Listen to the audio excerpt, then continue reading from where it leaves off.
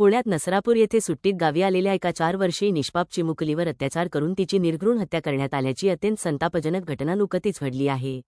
या अमानुष घटनेचे तीव्र पडसाद आता राज्यभरात उमटत असून धुळे शहरात आज नागरिकांचा मोठा संताप पाहायला मिळाला।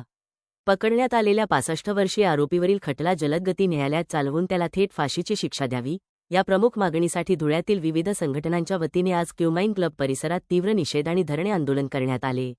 श्री भगवान परशुराम युवा मंच, सखी मंच आणि सकल ब्राह्मण समाज धुळे यांच्या नेतृत्वाखाली जेल रोड येथील क्युमाइन क्लब परिसरात हे धरणे आंदोलन करण्यात आले। या घटनेचा निषेध नोंदवण्यासाठी आंदोलकांनी एका प्रतिकात्मक पुतळ्याला फाशी दिली। हा कोणत्याही एका समाजाचा प्रश्न नसून विकृत प्रवृत्तीविरुद्धचा लढा आहे, अशी भावना व्यक्त करत शहरातील सर्वच स्तरातील नागरिकांनी या आंदोलनात एकजुटीने सहभाग नोंदवला। न्यायव्यवस्थेवर विश्वास व्यक्त करत आरोपीला लवकरात लवकर कठोरात कठोर शिक्षा व्हावी, अशी मागणी यावेळी उपस्थित लहान मुली, महिला आणि समाजबांधवांनी केली आहे।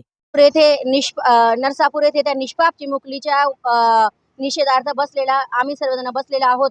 तुमच्या संवेदनांना सलाम, भावपूर्ण श्रद्धांजलीसाठी हे 2 शब्द वापरू शकता।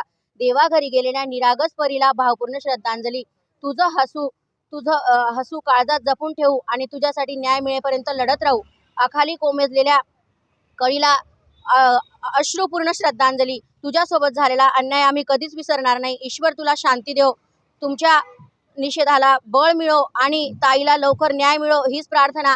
आदरणीय फडणवीस साहेबांना आमचं सर्वांचं एकच विनंती आहे, लवकरात लवकर चिमुकलीला न्याय मिळवून द्यावा आणि त्या नराधमाला कठोरात कठोर शिक्षा करावी हीच आम्हा सर्वांची विनंती आहे।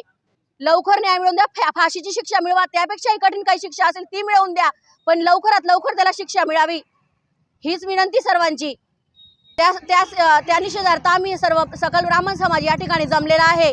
त्याचा या लज्जास्पद गोष्टीचा आम्ही निषेध करतो।